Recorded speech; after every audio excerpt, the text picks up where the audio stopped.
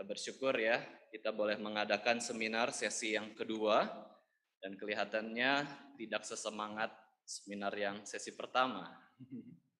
Tapi kita harus bersyukur untuk kesempatan yang sudah Tuhan berikan kepada kita semua.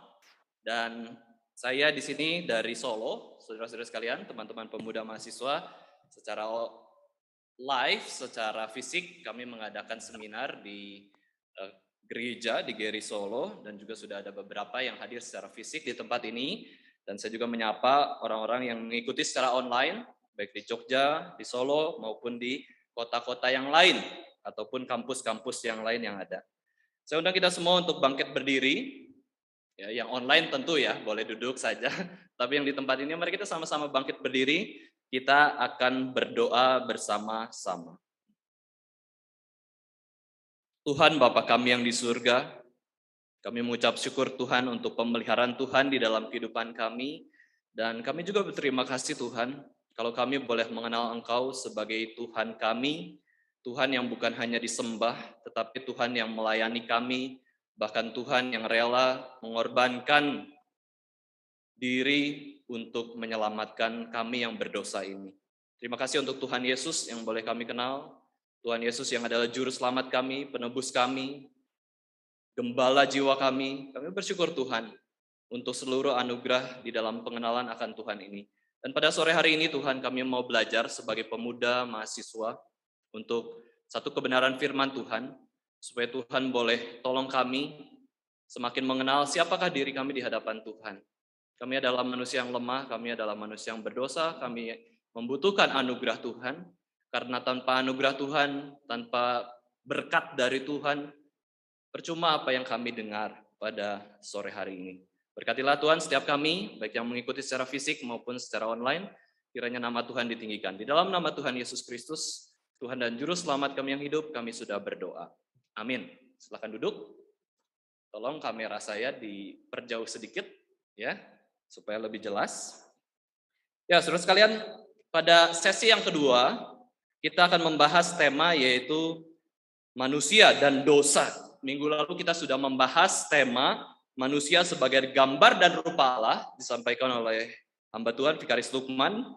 Bagaimana kita menyadari diri kita adalah manusia yang begitu mulia dan memiliki tugas yang besar, yaitu merefleksikan sifat-sifat Allah dalam kehidupan kita. Hari ini kita akan melanjutkan tentang manusia dan dosa. Saya undang kita semua untuk membuka Alkitab kita dalam Kejadian 3 ayat 1 sampai 7. Kejadian 3 ayat 1 sampai yang ke-7. Kita akan membacanya bersama-sama, saudara sekalian. Ya, kita buka suara di tempat kita masing-masing. Dan kita bersama-sama membacakan Kejadian 3 ayat 1 sampai 7. 2, 3. Adapun ular ialah yang paling cerdik dari segala binatang di darat yang dijadikan oleh Tuhan Allah. Ular itu berkata kepada perempuan itu, tentulah Allah berfirman, semua pohon dalam taman ini jangan kamu makan buahnya, bukan?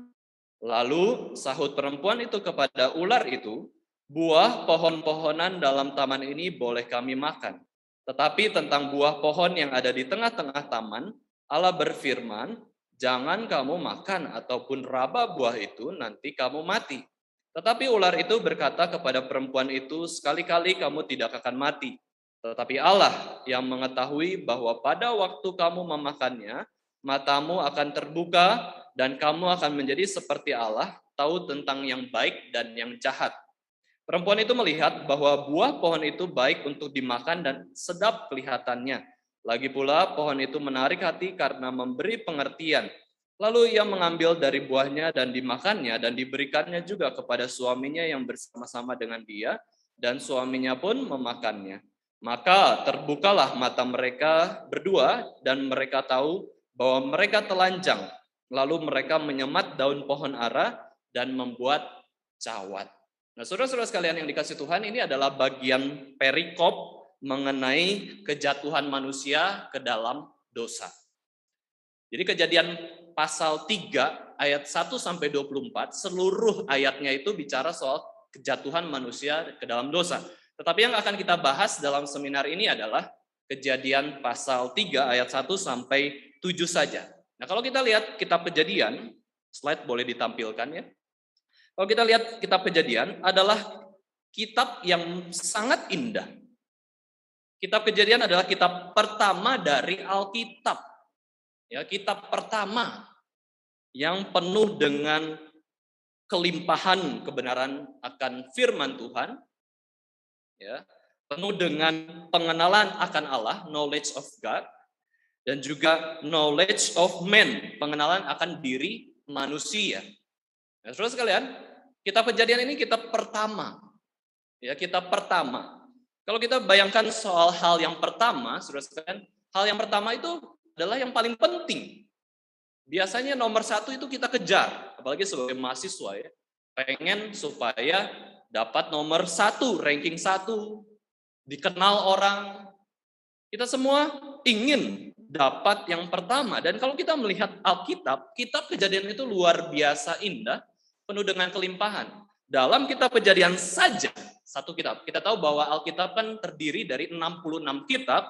Dari kitab Kejadian satu saja, kita bisa tahu bahwa Allah itu pencipta. Ini sudah melawan ateisme, ya, yang menyatakan bahwa Allah tidak ada. Allah itu pencipta, berarti Allah itu ada. Ya, bumi ini diciptakan oleh Allah. Allah itu pemelihara, berarti tidak meninggalkan ciptaannya. Allah itu adalah Allah perjanjian, Allah yang berjanji kepada umatnya, ya, memberikan diri untuk umatnya. Allah penebus, Allah yang menebus. Kemudian kemuliaan manusia, kejatuhan manusia ke dalam dosa itu disebutkan semua dalam kitab Kejadian. Sayang sekali, saudara-saudara sekalian, jika kita tidak pernah baca kitab Kejadian, ya, ada yang belum pernah baca kitab Kejadian, angkat tangan. Nggak usah ya, nggak usah. Angkat hati aja. Ya, mungkin ada. Tapi kalau kita baca ya, saudara sekalian, saya baru saja juga menyelesaikan kitab Kejadian lagi. Perlu komitmen, perlu tekad dalam membaca firman Allah yang begitu limpah. Nah, dalam pasal 3 kitab Kejadian ini, saudara sekalian, orang yang melakukan dosa pertama kali itu disebutkan, yaitu adalah manusia pertama yang diciptakan oleh Tuhan, Adam dan Hawa. Kita akan mempelajari dosa berdasarkan konteks Kejadian 3 ayat 1-7. Ketika Adam dan Hawa memutuskan untuk mendengarkan perkataan iblis dan diri mereka sendiri, mereka mengambil keputusan untuk percaya perkataan iblis dan perkataan hati mereka sendiri yang tidak sesuai dengan firman Allah, sehingga makan buah pengetahuan baik dan jahat itu. Kita tidak tahu ya bentuknya seperti apa, buah tersebut, itu dilarang oleh Tuhan. Maka ketika mereka melakukannya, mereka jatuh ke dalam dosa. Ini adalah suatu kisah sejarah yang sangat-sangat menyedihkan. Kalau kita bisa dengar pandemi COVID itu sangat menyedihkan, sangat besar, sangat heboh, saudara sekalian.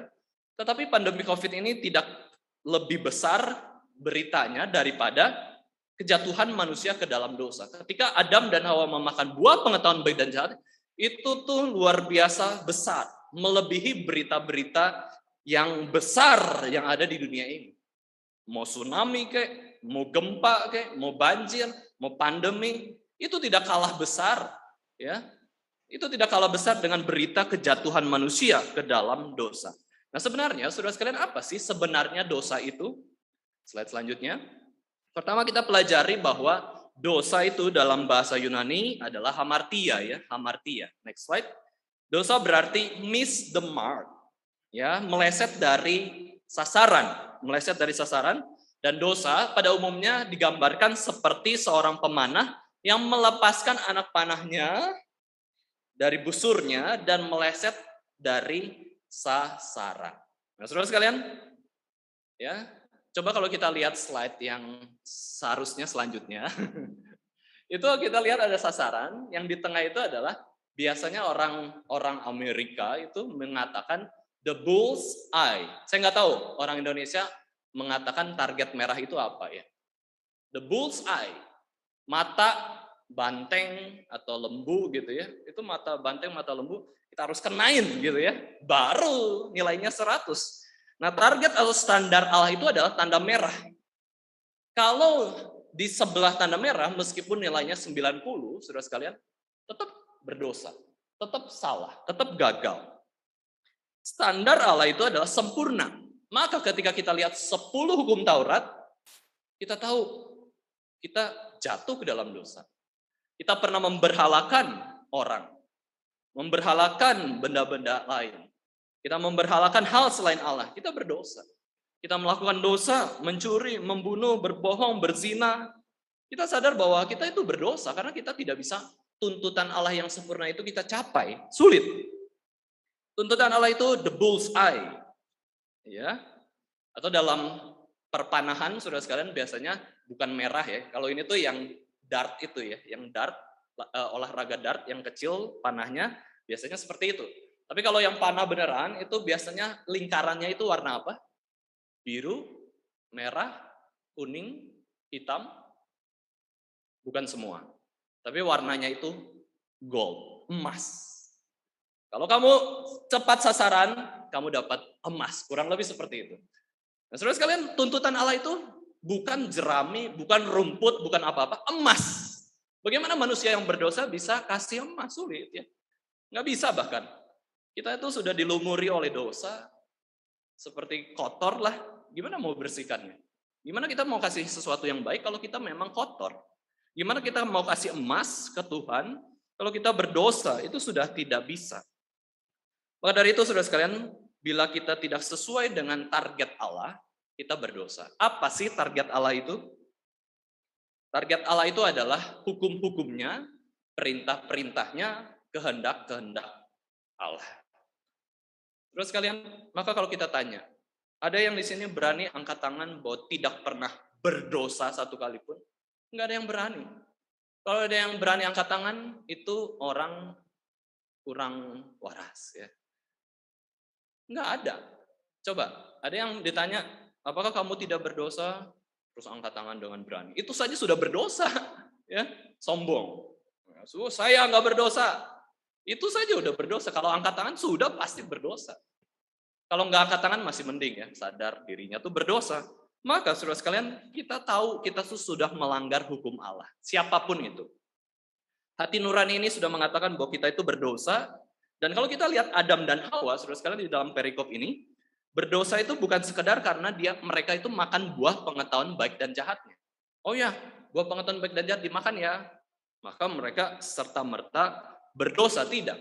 Tetapi bicara soal prinsip bahwa mereka itu tidak taat kepada hukum Allah, tidak sesuai dengan standarnya Allah.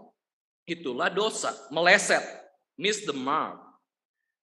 Adam dan Hawa kalau ditanya, apa sih dosa itu? Ya, dosa itu adalah mereka itu di dalam hati sudah tidak mau taat dan percaya pada hukum Allah, bahwa hukum Allah itu baik.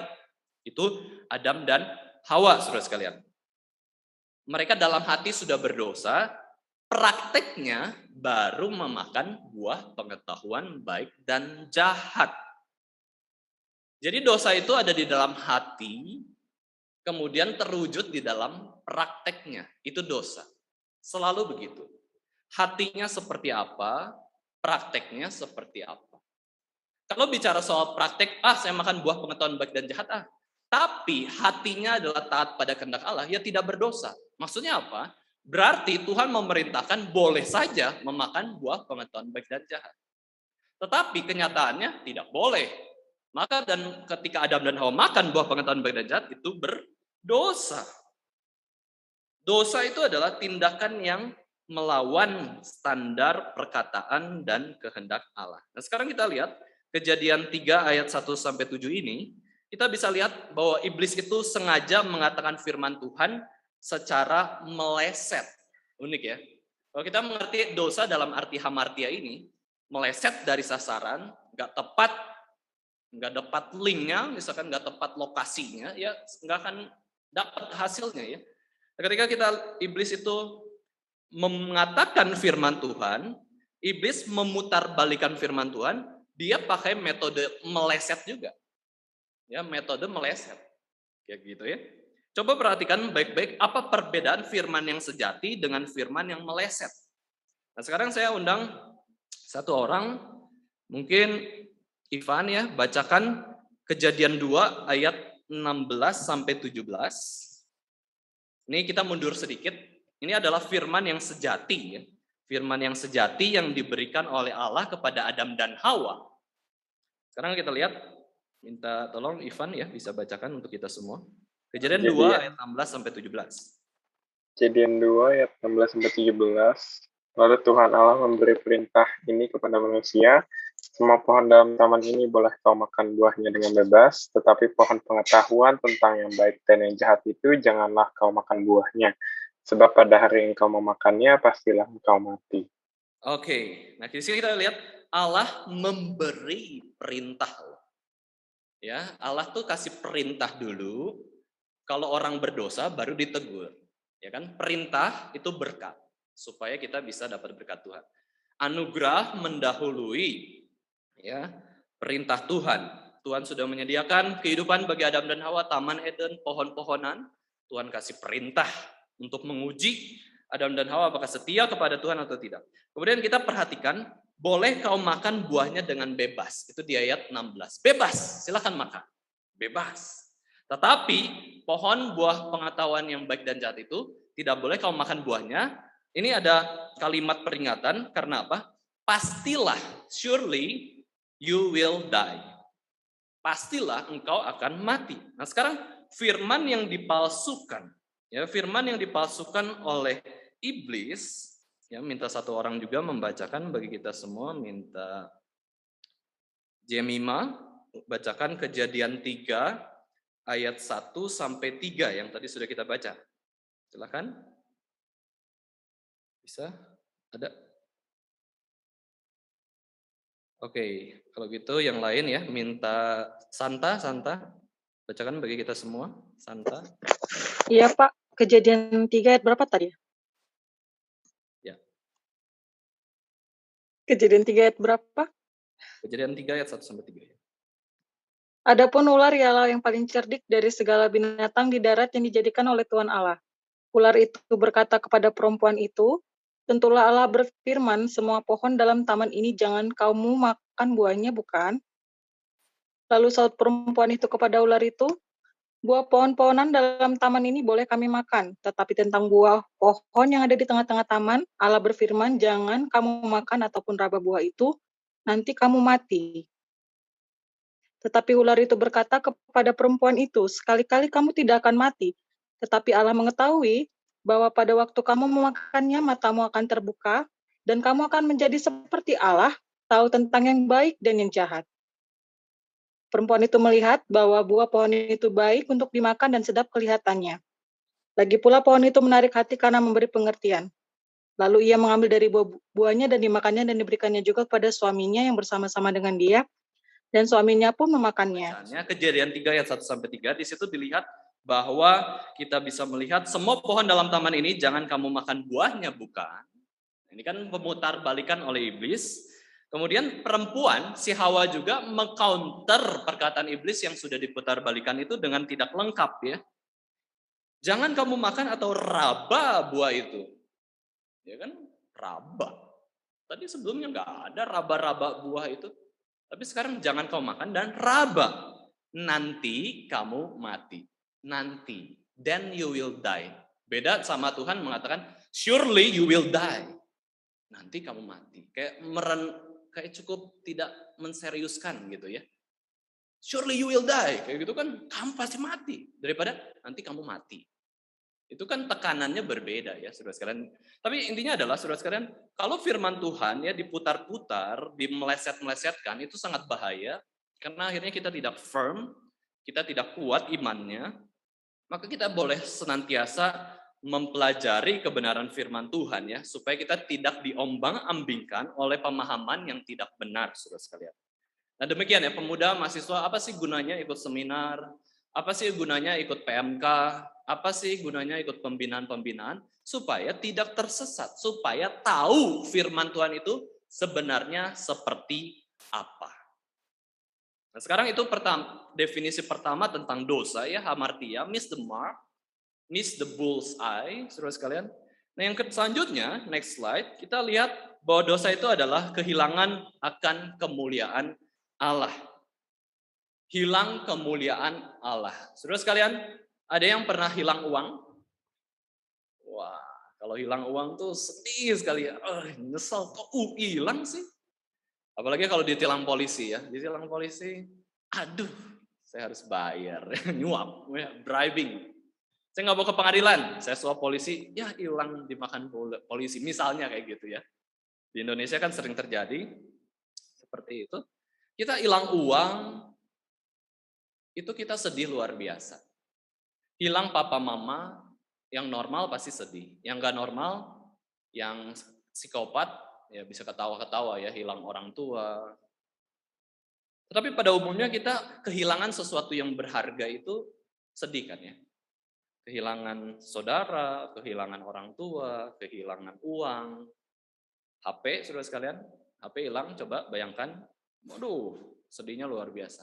Nah sekarang saudara sekalian, manusia berdosa itu kehilangan kemuliaan Allah.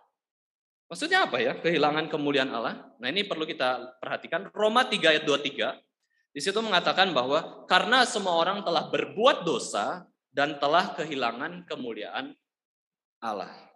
Next slide. For all have sinned and fall short of the glory of God.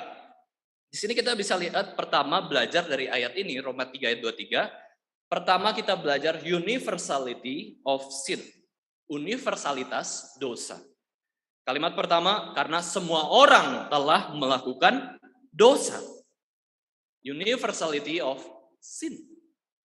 Berdosa berarti kehilangan kemuliaan Allah. Yang kedua kita bisa lihat dari Roma 3 ayat 23, bukan saja semua orang berdosa, tetapi berarti semua orang kehilangan kemuliaan Allah.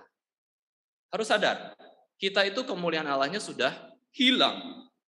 Berdosa berarti kehilangan kemuliaan Allah. Tidak bisa melakukan tujuan utama manusia diciptakan, yaitu memuliakan Allah. Minggu lalu kita sudah bahas sebagaimana manusia diciptakan, berarti manusia itu diciptakan serupa dan segambar dengan Allah. Berarti manusia itu punya tujuan apa, saudara sekalian? Memuliakan Allah. Ya, memuliakan Allah. Coba lihat gambar tersebut, saudara sekalian. Sebenarnya gambar tersebut jarinya itu kena atau enggak ya? Kena atau enggak? Kurang besar ya. Coba ada yang bisa jawab di gambar itu, jarinya tuh kena atau enggak? Kalau minggu lalu Vikaris Lukman sudah jelaskan yang kanan itu kan kayak otak ya, kayak otak. Tapi bukan otak-otak ya saudara sekalian. Kayak otak, gambar otak di kanan, seperti Allah tuh mastermind ya. So, Allah itu ya betul-betul merancang seluruh dunia. Kemudian itu manusia di bumi, Allah di surga. Gambar itu kira-kira kena enggak? Kena? Ada yang jawab dong? Kena atau enggak? Kenapa? Enggak ya, oke. Iya, mau kena atau enggak kita bisa tafsirin gambar itu ya, sesuka hati kita, lukisan ya. Tetapi kita lihat bahwa enggak kena. Itu menunjukkan bahwa manusia tuh sudah terputus hubungannya dengan Allah. Ya, tadinya tuh terkoneksi. Kalau terkoneksi, kalau kita belajar kelistrikan yang suka elektro, saudara sekalian, pasti nyambung. Ya, Allah yang begitu mulia nyambung dengan manusia, manusia bisa menyatakan kemuliaan Allah. Tapi karena dosa, memang tipis saja. Putusnya dikit aja, tapi tetap nggak nyambung. Orang-orang elektro ngerti lah. Mana, jalur mana ya yang putus? Ya, sekali putus tipis aja ya. Nggak bisa jalan rangkaian listriknya. Nah, saudara sekalian, sekali dosa, udah nggak bisa memuliakan Allah lagi. Memang kita mirip dengan Allah. Ya, meskipun manusia jatuh ke dalam dosa, kita tetap ada sifat-sifat Allah di dalam pengertian anugerah umum, wahyu umum. Ada nggak orang yang lebih baik daripada orang Kristen? Banyak. Itu bicara soal anugerah umum, wahyu umum. Ada nggak orang yang lebih jujur daripada orang Kristen? Banyak. Ada nggak orang yang lebih setia daripada orang Kristen? Banyak. Tapi kelebihan kita adalah umat Allah yang ditebus dengan darah Kristus. Harusnya kita lebih setia, lebih jujur, lebih baik. Harusnya. Tapi kita manusia yang lemah, manusia yang berdosa sekali lagi ya. Kita sudah kehilangan kemuliaan Allah, kita sudah tidak bisa merefleksikan kemuliaan Allah dalam hidup kita. Kita tidak bisa lagi karena sudah berdosa dan gambar Allah telah rusak. Klik satu kali, gambar itu gambar bagus. Tapi kalau diklik satu kali lagi, saudara sekalian, gambar itu menjadi rusak. Ya, tolong PowerPoint-nya diklik sekali aja. Nah, disilang ya. Itu tidak jadi gambar lagi. Meskipun ada gambarnya, tapi kalau sudah disilang, bisa dijual. Nggak bisa. Bisa dilihat gambarnya. Nggak terlalu menikmati. Karena gambar dan rupa Allah itu sudah rusak. Kemuliaan Allah itu sudah hilang. Kita ibarat lukisan yang rusak sehingga tidak bisa lagi menjadi indah. Nah, setelah jatuh ke dalam dosa, saudara sekalian, kita bukan lagi mirip Allah, saudara sekalian, ya, bukan lagi mirip Allah, tetapi kita mirip setan sama mirip diri kita sendiri yang berdosa. Kita yang menjadi Tuhannya. Nah, ini ya. Arah kita ya, manusia itu bisa mirip dengan 3 pribadi. Pertama Allah, kedua dengan setan, ketiga adalah diri kita yang menjadi Tuhan, melampaui Tuhan itu sendiri. Ya nggak bisa ya, tapi ini adalah bicara soal dosa. Dosa yang ingin jadi Tuhan. Dosa yang ingin jadi sama dengan Tuhan. Nggak benar. Kita harus seperti Tuhan itu benar. Baiknya seperti Tuhan. Karena dengan baiknya seperti Tuhan, kita merefleksikan kemuliaan Allah kepada sesama kita. Tapi karena dosa, kita serupa dengan iblis, serupa dengan diri kita yang penuh dengan dosa. Universality of sin. Tidak orang-orang tertentu saja yang berdosa, tetapi semua orang itu berdosa. Maka dari itu Bapak Ibu, saudara-saudara sekalian, kalau kita lihat istilah nobody is perfect. Betul, nobody is perfect. Kenapa kita tuntut orang sempurna? Sendirinya aja nggak sempurna. Ya, kadang-kadang kita double standar, bahkan triple standar. Tuntut orang sempurna, sendirinya berdosa. Harusnya tuntut diri sempurna. Tuntut orang lain, ya sesuai dengan kapasitasnya dong. Jangan tuntut orang lain seperti kita. Itu nanti jadi banyak problem. Ya, bagi yang sudah berpacaran, saudara sekalian, kalau saling menuntut itu lama-lama bisa putus. Suami istri juga sama ya. Kita suka tuntut. Kita nuntut standar kita ke standar orang lain. Kita nuntut standar Allah ke standar orang lain. Kita nggak pernah tuntut standar Allah ke diri kita. Hati-hati ya, hati-hati. Everybody makes mistakes. Ini universalitas dosa ya. Kita semua orang yang berdosa, ya, berbuat salah adalah manusiawi, tetapi bukan berarti kita mengizinkan dosa ya. Sekali lagi ya, kita harus mengerti kita ini lemah, kita ini berdosa, tetapi bukan berarti kita tuh mudah untuk berdosa, menyepelekan dosa. Nah, ini nggak benar. Ya, nggak benar. Kita nggak ada yang sempurna, setiap manusia adalah pendosa. Dan setiap manusia itu butuh Tuhan Yesus Kristus untuk menebus dosa dan menolong kita untuk taat kepada firman. Lalu yang kedua, kita bisa lihat ya di dalam kehilangan kemuliaan Allah ini, kita juga lihat bukan hanya semua orang yang berdosa, tetapi original sin. Artinya apa, saudara sekalian? Artinya setiap orang yang lahir itu sudah kehilangan kemuliaan Allah sejak janin, zigot, ya, embrio. Itu sudah ada dosa. Kita tahu ukuran manusia pertama kali di kandungan ibu seberapa besar, saudara sekalian? Itulah indahnya belajar kedokteran, saudara sekalian ya. Kalau orang yang belajar kedokteran, kita tahu manusia itu, saudara sekalian, setitik debu saja. Butiran debu. Dari di kandungan ibu itu hanya setitik kecil. Kemudian berkembang 9 bulan, lahir sebesar ini. Ya, manusia itu sejak titik itu, ya, titik di dalam kandungan ibu sudah berdosa. Ini namanya original sin atau dosa asal, saudara sekalian. Kita lihat Roma 5 ayat 12. Roma 5 ayat 12, saya akan bacakan untuk kita semua, kita sambil melihat Alkitab kita masing-masing. Roma 5 ayat 12 mengatakan, sebab itu sama seperti dosa telah masuk ke dalam dunia oleh satu orang, dan oleh dosa itu juga maut, demikianlah maut itu menjalar kepada semua orang. Karena semua orang telah berbuat dosa. Therefore, just as sin came into the world through one man, and death through sin, And so death spread to all men because all sinned. Terus kalian, dosa itu setelah Adam dan Hawa memakan buah pengetahuan baik dan jahat, mereka sudah berdosa. Ketika mereka berhubungan suami istri, mereka punya anak, Kain dan Habel, punya anak perempuan-perempuan yang lain, itu semua sudah menjalar. Dosa menjalar, hukuman dosa yaitu maut, upah dosa itu maut, menjalar semua.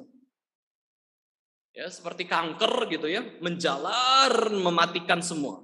Itu dosa. Dosa asal.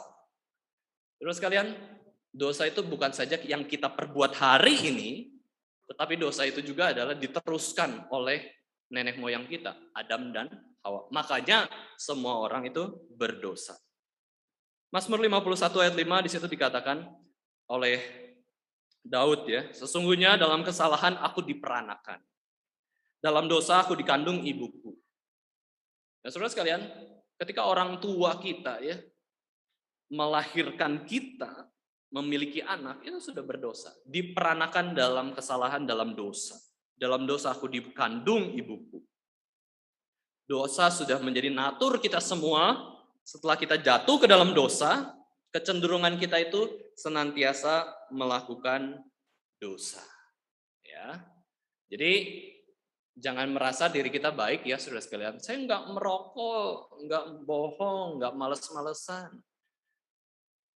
Mending kayak saya, nggak ke gereja tapi baik-baik hidupnya. Oh ini sombong banget ya. Nggak usah ke gereja ribet-ribet. Yang penting jujur, yang penting kaya. Wah ini kan daripada ikut Tuhan Yesus miskin. Itu kan hinaan orang sekuler ya saudara sekalian. Orang-orang yang tidak cinta Tuhan mengatakan demikian.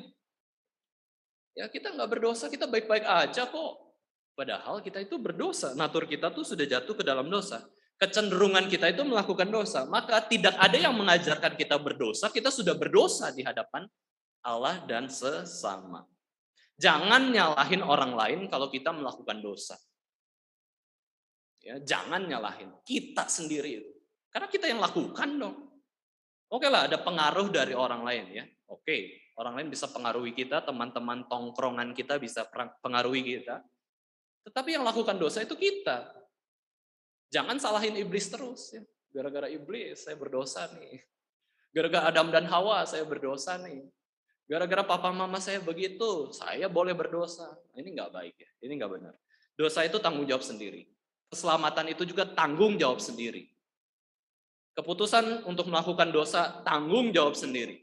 Keputusan untuk mengambil keputusan percaya kepada Yesus atau tidak itu tanggung jawab sendiri. Bukan salah orang tua, bukan tanggung jawab orang lain ya. Itu semua kita, namanya mandiri ya. Namanya kita sudah pemuda, ya sudah semakin dewasa, semakin besar gitu ya, semakin lepas dari keluarga kita. Tapi itu bukan berarti kita putus ya. Kita semakin dewasa, artinya semakin tanggung jawab sendiri kayak gitu. Nah, kita lihat bahwa dosa itu sudah menjadi natur kita cenderung melakukan dosa. Itu artinya kita sudah jatuh ke dalam dosa. Berarti keinginan kita itu berdosa. Maka, saudara sekalian, kalau yang ikut di dalam seminar ini secara online ya, yang secara online kurang lebih ada 40 akun, nah saya lihat juga ya, saya ikut juga. Itu bukan karena kita hebat bisa ikut seminar. Bukan karena kita mau. Memang sih mau, tapi siapa yang memberikan kemauan, kekuatan, tekad? Roh Kudus, Allah. Karena natur kita itu pengen tidur-tiduran di kasur kok. Main sama teman, jalan-jalan ya, malam minggu. Ya, kita inginnya santai, nggak pengen pelayanan, nggak pengen ibadah, males pelayanan kayak gitu ya. Nah kalau kita bisa melakukan sesuatu yang baik, harus mengucap syukur kepada Tuhan. Karena apa? Karena kita memang naturnya berdosa. Yeremia 17 ayat 9 mengatakan, betapa liciknya hati, lebih licik daripada segala sesuatu, hatinya sudah membatu. Siapakah yang dapat mengetahuinya? Ini hati manusia. Hati manusia yang berdosa itu kecenderungannya menipu dan berdosa, ingin melakukan dosa. Kita bisa menipu diri kita sendiri.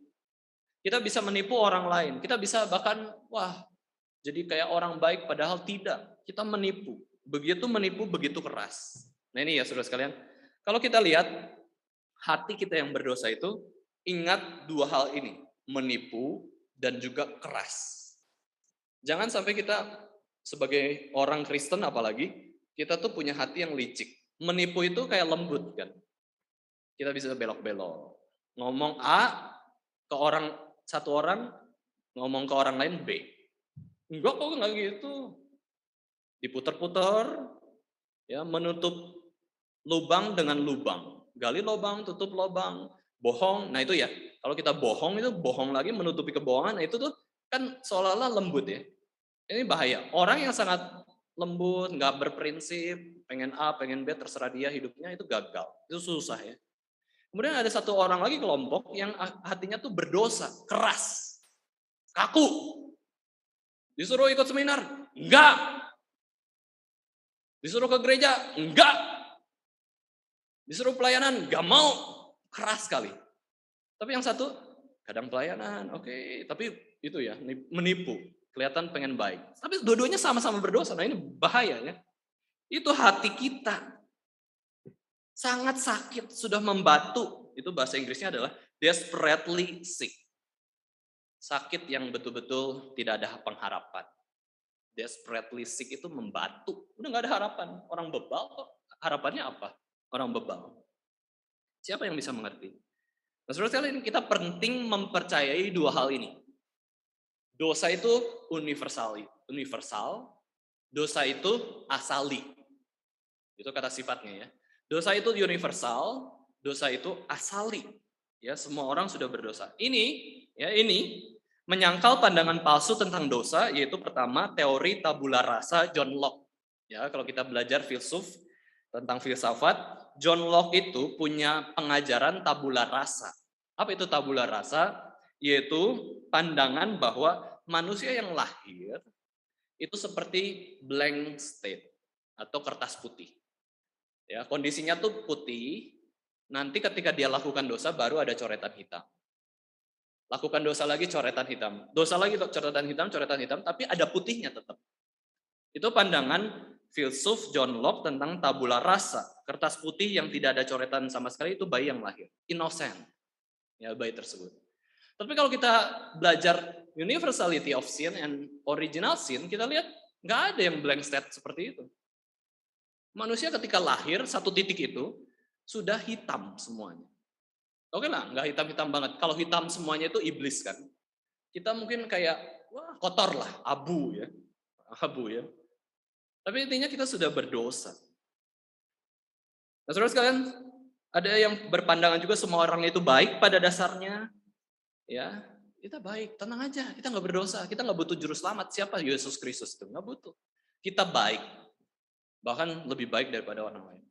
Tapi kalau kita baca diri kita berdasarkan konsep dosa ini, nggak ada yang baik. Seorang pun tidak ada yang baik. Kita membutuhkan juru selamat. Jadi kita ketika merenungkan kenapa Adam dan Hawa bisa jatuh ke dalam dosa, dalam Kejadian 3 ayat 4-5, ya kita tetap buka Alkitab kita, saudara sekalian. Kejadian 3 ayat 4-5, di sini iblis menipu dan meyakinkan Adam dan Hawa, saya katakan sekali lagi, sekali-kali kamu tidak akan mati. Oh, ini dilawan oleh iblis. Firman Tuhan dilawan dengan firman iblis, kamu nggak akan mati Adam dan Hawa. Padahal firman Allah adalah mati. Kalau makan buah pengetahuan baik dan jahat. Sekali-kali kamu tidak akan mati, tetapi Allah mengetahui bahwa pada waktu kamu memakannya, matamu akan terbuka. Wah, ini dikasih harapan yang palsu, saudara sekalian. Matamu akan terbuka dan kamu akan menjadi seperti Allah, tahu tentang baik dan yang jahat. Padahal kalau kita makan buah tersebut, Adam dan Hawa makan buah tersebut, mati. Udah konsekuensinya mati, bukan jadi seperti Allah, bukan matanya terbuka, bukannya tidak mati. Ini diputar balik oleh iblis, saudara sekalian. Nah sekarang kita lanjut ya. 3 dimensi dosa. Mari kita lihat slide selanjutnya, saudara sekalian. Ada 3 dimensi dosa yang kita bisa pahami sebagai manusia yang berdosa. Pertama, sin of omission atau dosa kelalaian. Ya, dosa kelalaian, dosa kealpaan lah. Omission tuh kayak kosong, kita tuh nggak siap ya. Sin of omission itu adalah kegagalan untuk taat perintah Tuhan. Misalkan kita positifkan, ya kita kasih bentuk yang lain 10 hukum Taurat itu. Jangan berzina, berarti apa? Jaga kekudusan. Nah, untuk jaga kekudusan, kita lalai, kita nggak jaga, itu sin of omission. Tapi kalau betul sin of omission, nanti ya kita pelajari yang omission dulu, berarti kita lalai. Itu ibarat Alkitab mengatakan, kalau kamu tahu perbuatan baik, tapi kamu nggak lakukan, itu kamu berdosa. Tahu berbuat baik apa, tapi kita nggak lakukan, itu dosa. Itu sin of omission.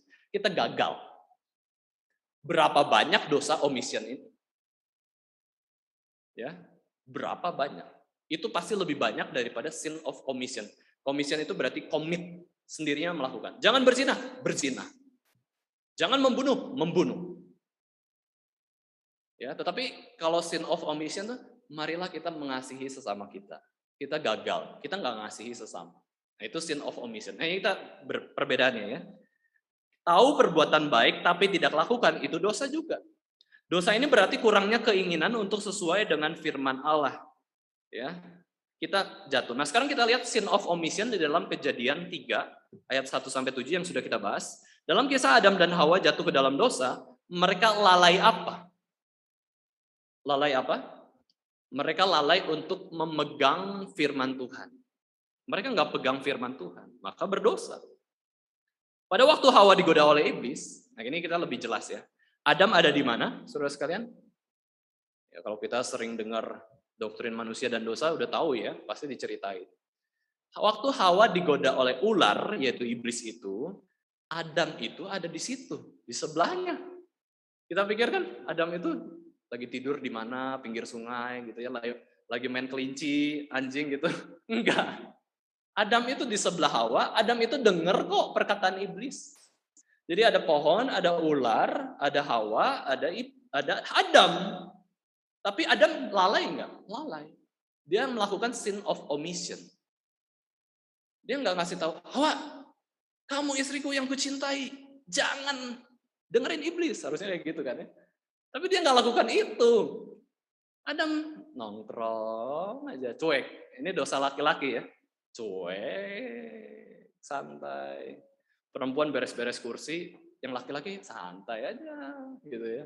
Perempuan angkat galon, yang laki-laki cuek aja, itu dosa. Itu sin of omission ya. Contoh kelalaian akan harusnya lakukan apa? Harusnya kan Adam laki-laki melindungi Hawa. Memelihara, jangan Hawa, jauh-jauh yuk kita main anjing yuk. Nah itu, daripada makan buah pengetahuan baik dan jahat, main ular ya. Ya kan, mending main anjing daripada main ular. Ularnya iblis lagi. Adam membiarkan Hawa jatuh pada jebakan iblis. Harusnya usir iblis. Harusnya doa ke Tuhan. Tapi Adam absen secara rohani. Adam itu hadir secara fisik, tapi absen secara rohani. Adam itu ada di sebelah Hawa, tapi absen secara kerohanian. Itulah alasan ketika Hawa tergoda dulu untuk melakukan dosa, makan buah pengetahuan baik dan jahat, Adam tetap bertanggung jawab sehingga Adamlah yang duluan berdosa. Kenapa? Karena Adam itu wakil Tuhan, pemimpin, kepala keluarga. Makanya kita kan nggak pernah mengatakan dosa Hawa, kita selalu katakan dosa Adam. Padahal siapa yang makan duluan terus kasih ke Adam? Hawa. Tapi dosa itu adalah yang duluan itu Adam, karena sin of omission ini lalai, nggak peringati Hawa. Nah, sekarang kita belajar sin of commission. Sin of commission berarti lawannya dari sin of omission. Berarti betul-betul melanggar hukum. Yang dilakukan Adam dan Hawa di dalam kejadian yang kita bahas ini adalah melanggar hukum. Makan buah pengetahuan baik dan jahat yang sebenarnya sudah tertulis. Sudah begitu clear. Perintah Tuhan gak boleh makan buah pengetahuan baik dan jahat. You shall not eat the fruit. Itu melakukan dosa.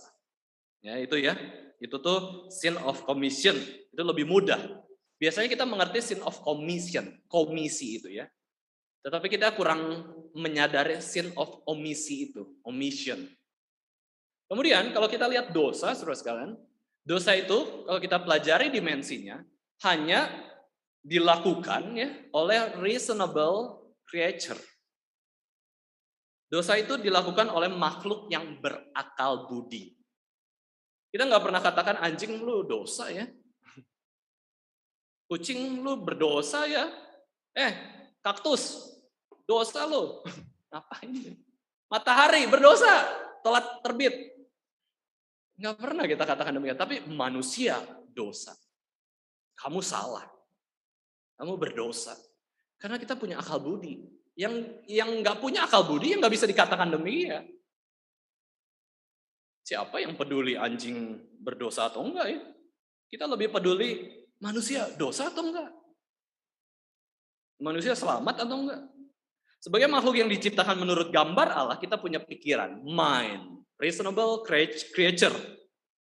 Kita adalah pelaku moral yang bebas, kita punya kehendak bebas, kita seperti Allah, punya sifat-sifat Allah, kita punya pikiran, kita punya kemauan, kita mampu melakukan tindakan moral, kita bisa pilih mana yang benar, mana yang salah, mana yang indah, mana yang buruk, mana yang baik, mana yang jahat. Kita diberikan bijaksana. Itu manusia.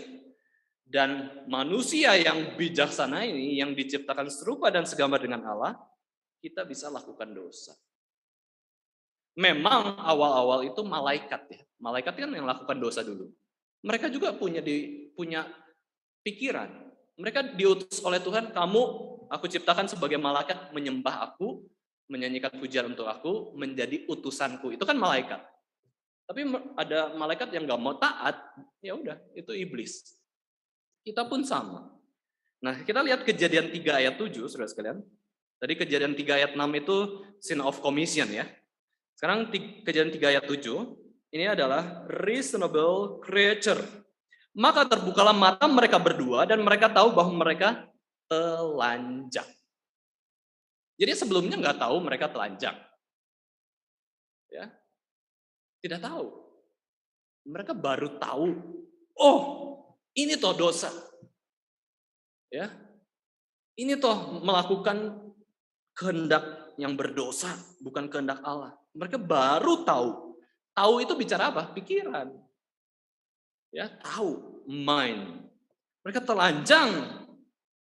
Awalnya sih mereka telanjang nggak apa-apa, karena belum jatuh ke dalam dosa. Mereka nggak rasa itu berbahaya, nggak rasa orang yang telanjang itu menggoda dia, karena belum jatuh ke dalam dosa, kayak masih murni. Kecenderungannya itu bisa taat atau tidak taat.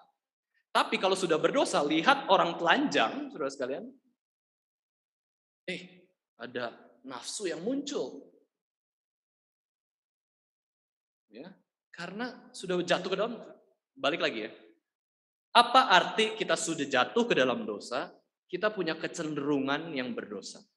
Maka kita tutupi tubuh kita, malu-malu, jangan nanti berdosa. Nanti kita menghina. Ya kayak kisah Nuh itu kan, Sem, Ham, dan Yafet baru selesai dari Bahtera Nuh. Ya. Kemudian ada Ham itu melihat Nuh mabuk-mabukan, tertidur, telanjang, hanya melihat dosa. Dikutuk sama Nuh, nggak dikasih berkat. Karena apa? Karena kecenderungannya berdosa. Melihat orang telanjang itu, itu karena memang sudah berdosa. Kalau belum berdosa seperti Adam dan Hawa diciptakan begitu telanjang, Hawa lihat Adam, kamu nggak ada udel ya, nggak menghina. Kamu juga nggak ada udel, Hawa, kayak gitu kan, nggak menghina. Udel tahu nggak ya apa? Pusar ya. Udel itu bahasa apa ya itu udel? Ya pusar gitu. Mereka nggak ada kan, karena mereka nggak dilahirkan. Mereka itu diciptakan, Adam dan Hawa nggak ada udelnya, nggak ada pusarnya kan. Tapi mereka nggak ngehina, nggak bingung juga ya. Tapi kalau kita lihat badan orang lain, buncit ya, langsung ngehina ya. Wah, memang manusia berdosa ya. Nggak boleh lihat orang telanjang. Karena nanti langsung berdosa. Karena kecenderungannya berdosa. Nah itu ya, mereka tahu, terus ngapain mereka? Wah pikir-pikir, gimana nih tutupin badan kita? Kita malu nih. Cari daun. Wah daun, cari ranting mungkin ya, ranting yang kuat, diikatlah jadi cawat. Diikatlah menjadi baju mereka. Ya, ada yang mengatakan itu pengerusakan ekologi yang pertama, yaitu rusak daun pohon ara, rusakin. Ya, dosa itu merusak memang ya. Mereka merusak tubuhan yang harusnya dirawat demi kepentingan mereka. Ya, mata mereka terbuka, ini bicara soal reasonable creature. Ya, saudara sekalian, ini kita harus pahami ya, dosa itu sungguh-sungguh kompleks ya. Kita bisa berdosa karena kita lalai, kita bisa berdosa karena memang kita lakukan, dan karena kita bisa berdosa karena memang kita diciptakan serupa dan segambar dengan Allah. Kita melakukan dosa berarti kita menyedihkan hati Tuhan. Next slide, akibat dosa, saudara sekalian. Nah, sekarang kita pahami akibat dosa. Ada dua hal yang menjadi fokus pembahasan kita akibat dosa ini. Yang pertama adalah perpisahan. John Calvin mengatakan bahwa semua dosa itu melawan Allah adalah dan itu akan mendatangkan hukuman mati di neraka. Setiap dosa itu hukumannya mati di neraka. Satu dosa saja membuat kita layak masuk ke neraka. Satu dosa loh. Kita dosa udah berapa puluh kali, puluhan miliar, puluhan triliun. Sudah sangat layak masuk neraka. Apa arti neraka, saudara sekalian?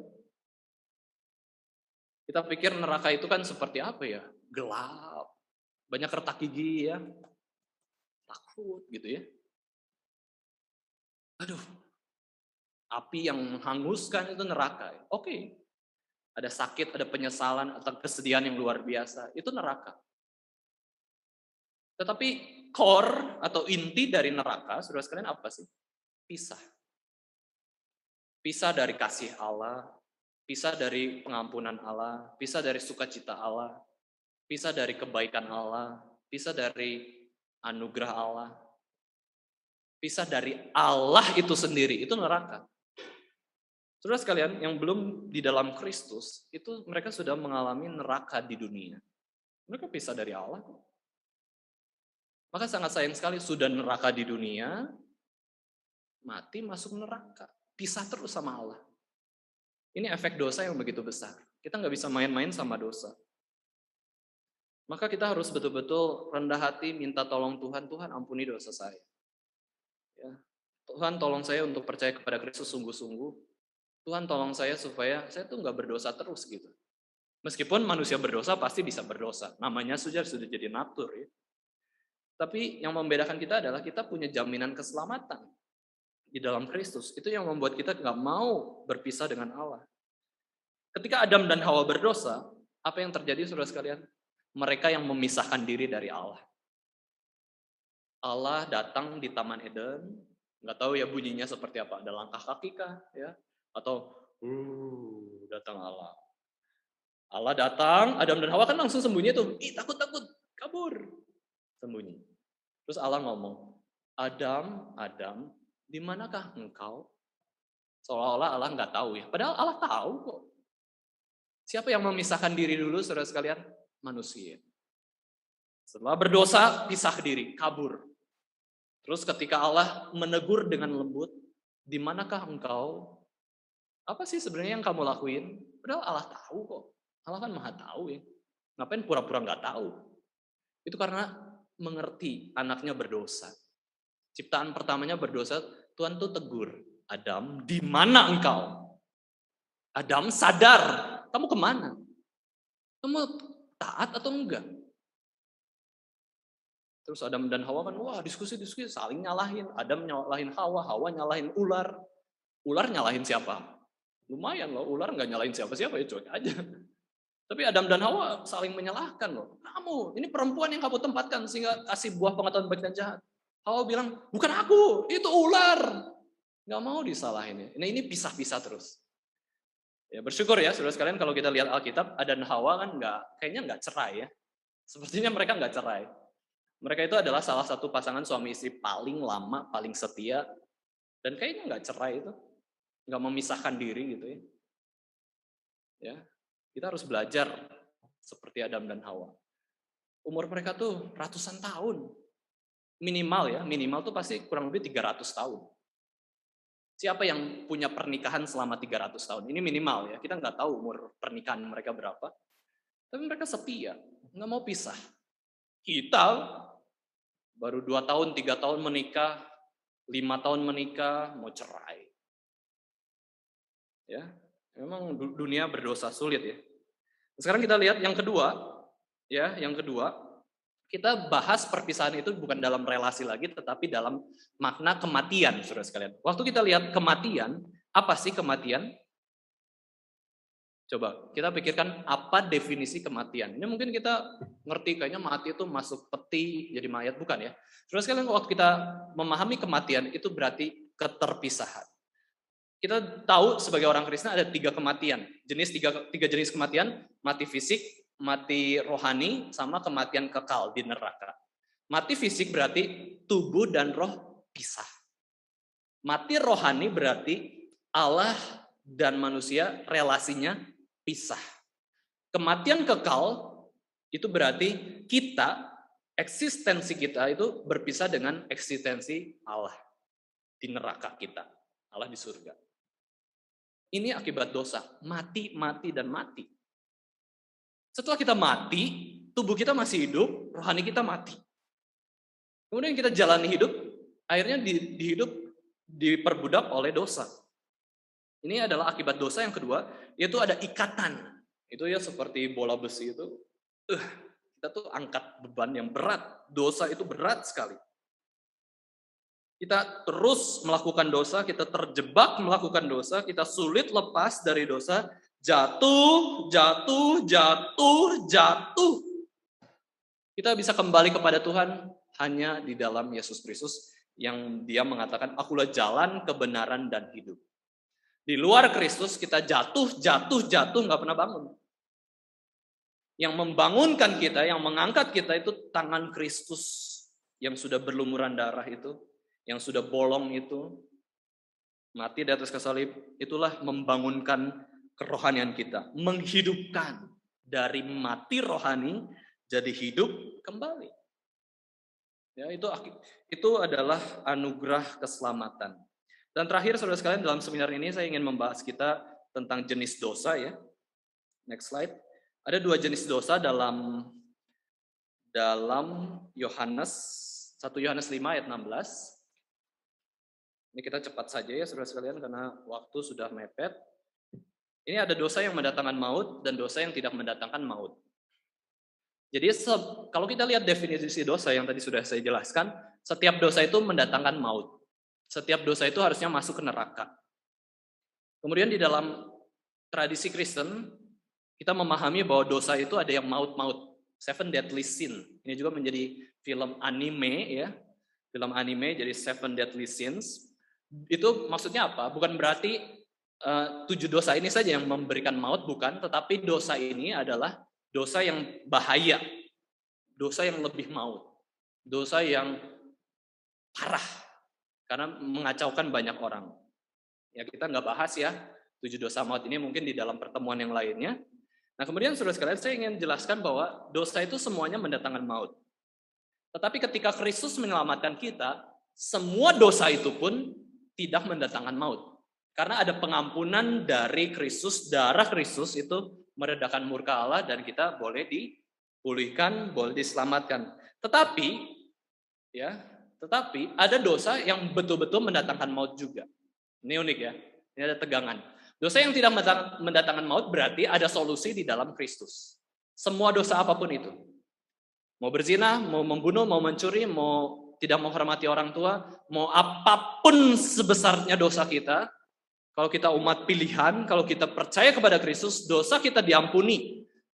Pengampunan Tuhan lebih besar daripada setiap dosa kita. Tapi yang kedua, saudara sekalian, dosa yang mendatangkan maut, yaitu adalah dosa yang tidak ada solusi, tetapi hanya ada konsekuensi. Matius 12 ayat 31 sampai 32. Mari kita baca sama-sama Matius 12 ayat 31 sampai 32. Kita buka Alkitab kita, saudara sekalian. Matius 12 ayat 31 sampai 32. Sebab itu aku berkata kepadamu, segala dosa dan hujat manusia akan diampuni, tetapi hujat terhadap Roh Kudus tidak akan diampuni. Yesus berkata demikian.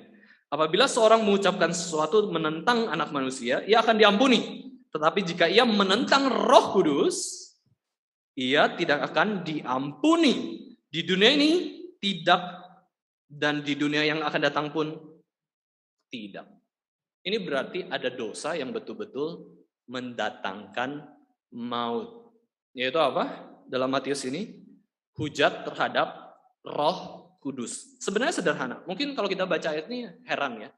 Jadi pengampunan Tuhan itu nggak sempurna. Ada dosa yang dimana pengampunan Tuhan itu nggak jalan. Ya, apakah demikian, saudara sekalian? Tidak. Ini adalah ketentuan, aturan yang Tuhan buat sendiri bahwa kalau menghujat Roh Kudus nggak diampuni dosanya. Maksudnya apa menghujat?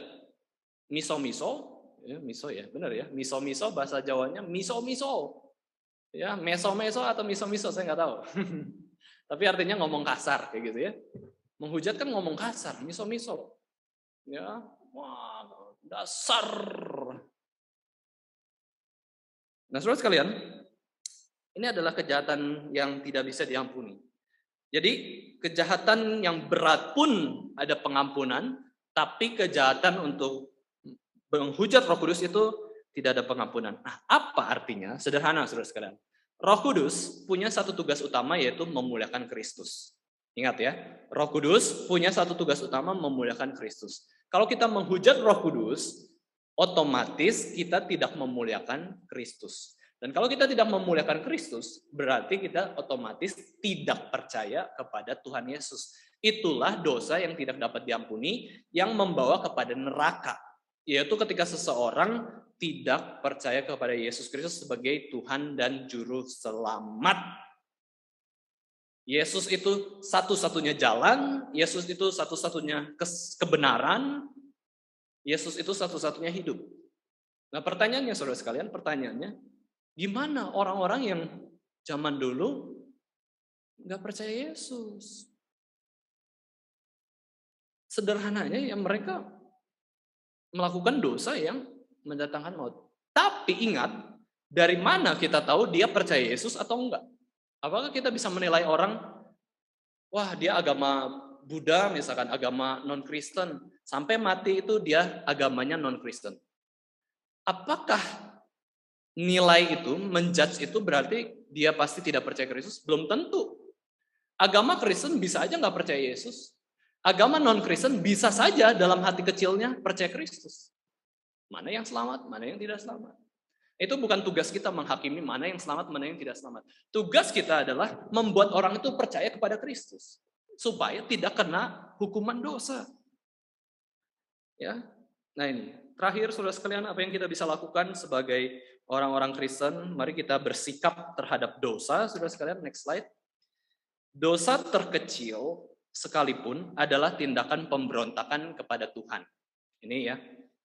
Dosa terkecil sekalipun adalah tindakan pemberontakan terhadap Tuhan. Ada teolog yang mengatakan demikian. Setiap dosa adalah pengkhianatan kosmik.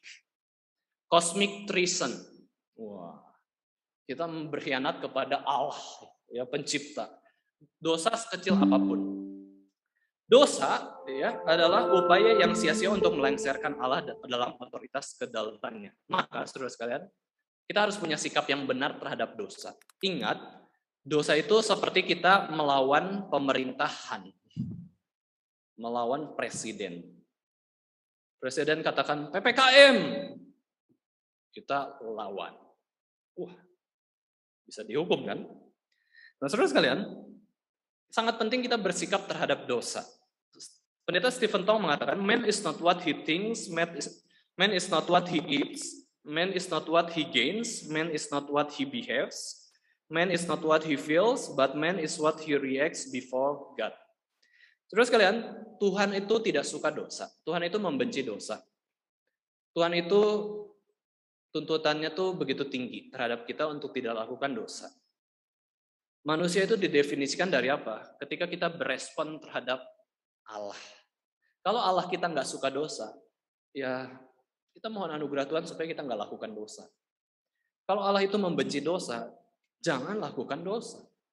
Kalau Allah itu mau kita untuk menjauhi dosa, jangan terjebak dalam dosa, ya udah kita responnya. Jangan remehkan dosa, jangan lakukan dosa terus-menerus. Nanti kita akan lama-lama menjadi manusia yang tidak berkenan di hati Tuhan. Kita perlu memikirkan dengan serius bagaimana kita tidak tinggal di dalam dosa. Alkitab katakan, berjaga-jagalah dan berdoalah supaya kamu jangan jatuh ke dalam pencobaan. Roh memang penurut tetapi daging lemah. Nah, kekuatan kita, rohani kita dikuatkan oleh apa? Saudara sekalian, oleh firman Tuhan.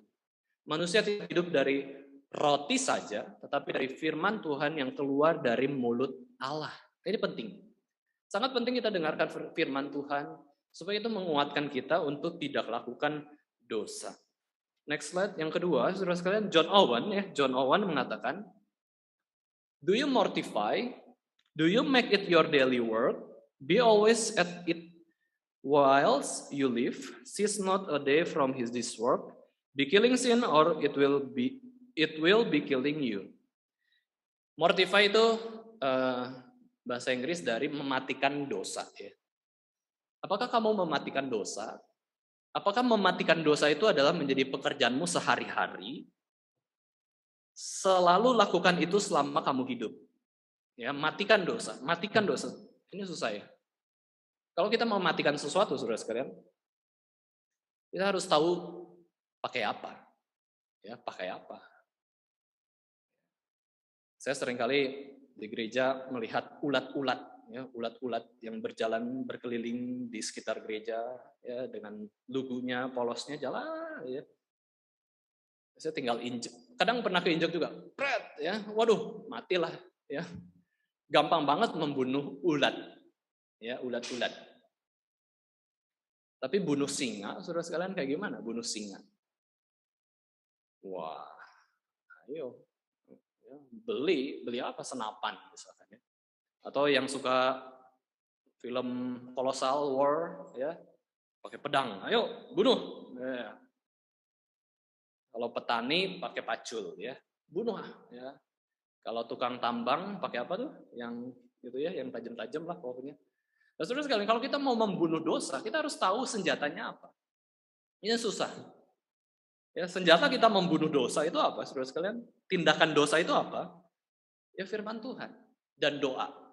Firman dan doa adalah senjata yang ampuh supaya kita berhenti dari pekerjaan melakukan dosa. Bunuhlah dosa atau dosa yang membunuh kamu. Ya, kutipan terakhir, saudara sekalian, let no man think to kill sin with few, easy, or gentle strokes. He who hath once smitten a serpent, if he follow not on this blow until it be slain, may repent that ever he began the quarrel. And so he who undertakes to deal with sin and pursues it not constantly to the death. Jangan orang itu berpikir membunuh dosa itu dengan pukulan yang sederhana, ya, kayak petinju yang lagi sparring biasa gitu ya, yang lagi pemanasan. Jangan. Membunuh dosa itu betul-betul antara hidup dan mati, kurang lebih kayak gitu ya. Kalau di film-film itu seperti membunuh musuh yang betul-betul harus dibunuh, kalau enggak musuh itu membunuh kita. Ya. Jangan sampai kita tuh memukul ular itu masih hidup, terus kembali menyerang kita.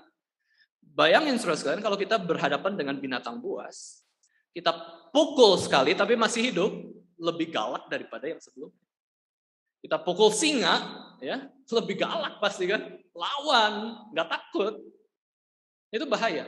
Kalau bisa itu seperti samurai ya saudara sekalian, berhadapan dengan musuhnya tuh sekali sabet menang. Ya, sekali sabet, mati. Nah, itu harusnya kayak gitu, membunuh dosa ya. Ini ngomong mudah ya. Kasih gambaran itu mudah, tapi susah loh. Susah itu membunuh dosa itu, pukul sekali nggak mati. Besok pukul lagi nggak mati gitu. Malah kita yang diserang balik. Kurang lebih kayak gitu ya. Iblis itu seperti singa yang ngaum-ngaum. Melawan iblis itu tindakan yang mustahil kalau tidak dengan kekuatan Roh Kudus. Maka dari itu, kiranya kita boleh terus berjuang, saudara sekalian, untuk berkata tidak untuk dosa, dengan tekad yang besar, dan kiranya kita boleh memuliakan Kristus senantiasa. Oke, sebelum kita diskusi kelompok, saudara sekalian, apakah ada pertanyaan dari pembahasan kita tentang dosa pada hari ini? Boleh secara yang hadir di tempat ini, ataupun yang online ya saudara sekalian, dipersilahkan. Boleh lewat tulisan atau lewat voice langsung ya. Silakan jika ada pertanyaan dari bahan seminar ini.